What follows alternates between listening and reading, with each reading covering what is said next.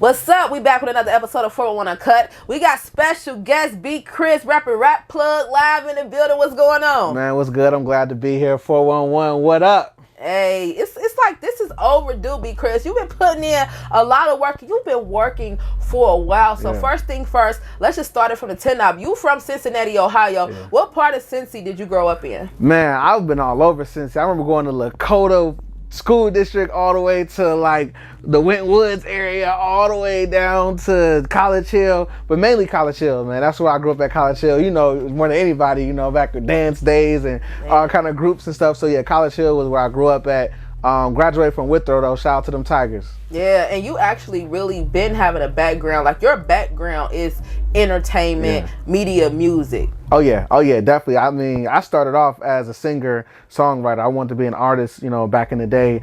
B Criss, some of y'all probably done seen the old videos or heard me singing in the cafeterias, in the lunchroom, and the artist showcases in Cincy back in the day. Man, all of that. But for real, I was really passionate about the creative side of the industry as well, and the business side of the industry. And you know, I've always wanted to like create something dope in that like media, music, tech, business. You know, looking at what Diddy has done with Revolt, and you know, with what he's done with all of the brands he's built, and even like a Jay-Z. So I always wanted to be on the business side of the industry as well. Yeah, for sure. And I kind of seen you like, it was like before, you know, recently you relocated to Atlanta, but it was like right before you left, you were already making that transition with getting into marketing and tech and things like that. So tell me, what made you decide to take the talents from Cincinnati down to Atlanta? Man, so I remember traveling from Cincy to New York and LA and Atlanta, and I was in Atlanta so much that I basically lived in Atlanta and I would come back here. So it just started to make sense. Like,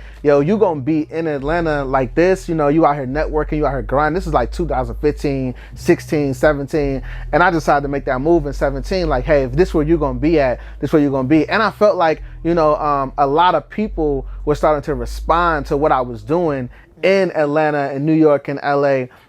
Different people, different celebrities and influencers, because I created a marketing company back when I was like 24, and I started to develop apps for celebrities. So I was doing like fan apps and stuff like that. That's how I got started with the whole tech and stuff like that. It was like Jacquees had an app where you could like download his music and stuff. I did an app for Sean Kilpatrick from UC. You know, I did an app for 112. I did an app for the Bad Boy Tour back in like 2016, you know, like I was doing all of that and like people didn't even know, and I was in Cincinnati, you know, so that kind of helped me like decide to like really make that move to Atlanta and kind of figure out how to take it to like another level. For sure, man. And so tell me, like, when did you brew up Rap Plug? How did that come about? I was in New York like the summer of like 2016, and I was in New York for a minute, like it was like a couple months. And this is when I was trying to be a manager. I had a couple artists I was working with and stuff. And I was like, I wish I had a plug. Like, I wish I had a plug, because I wish I knew which studios to go to. I wish I knew, you know, I didn't have an uncle in the industry. You know what I mean? I didn't have none of that. So I was like, I wish I knew where to go. And like off rip, I was like, me and my boys was talking. We was like, we need the Rap Plug out here. Like, who the Rap Plug? Where they at? Because we trying to get in. We trying to plug. Like, we trying to network. And then it stuck with me like Rap Plug. And I started to think like, what if there was a dope platform where people could plug? Because everybody can't afford to go to a South by Southwest, you know, event, or go to a Revolt Summit, because back then Diddy was doing like $1,500 a ticket for Revolt, you know what I mean? And so everybody didn't know about A3C or couldn't make their way to Atlanta for A3C Music Festival. So me going to all of these places and coming from Cincinnati, I knew that. And so I was like, I wish there was a place online where people could network with like-minded people, but also be educated about the industry, because I was like spending all this money, you know what I mean, on music videos, on beats and all that kind of stuff, just to find out I didn't even own the beats.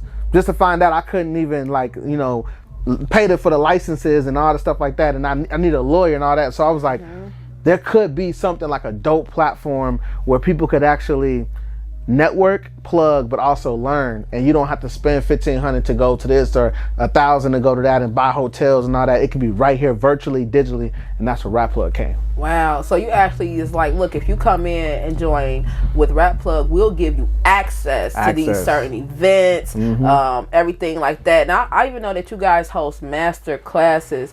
Tell me what all entails with these master classes. Yeah, so like as the CEO and co-founder of Rap Plug, you know, I've spearheading a lot of ideas, and I was always passionate about going to events. So we do have an online and an offline component, right?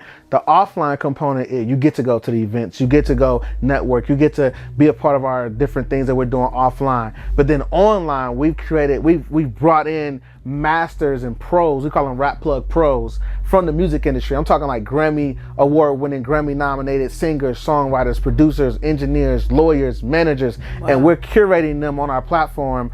Partnering with them to create content like master classes and pro classes. We call them pro classes, and doing interviews. We call them plug talks. You know, where you get to talk like with the plug, right? Yeah. And we're putting that on our platform, and people can actually go purchase a subscription monthly or annually to have access to a library of content where you might not know some of the things you need to know, but you go here and you get plugged with the information to be successful in the music industry. Wow, yeah, and that's really needed because, you know, people would go online all day trying to Google like, well, how do I become this? How do I get in this part of the industry? And you can't always find the answers that you're looking for. I tried to find it on YouTube. I watch all kind of lawyers talk, and it's like, you know, sometimes you can find information in different places, but it's, you know, who got the time to try to go find out who's credible, who's not, who know what they talking about, who don't, you know what I mean? All of that. When you can go here and they're verified. You know who they are, you know they verified, you know they're legit, you've seen their resume, you've seen their portfolio, you heard of them, and they right here and you can learn from them. Like,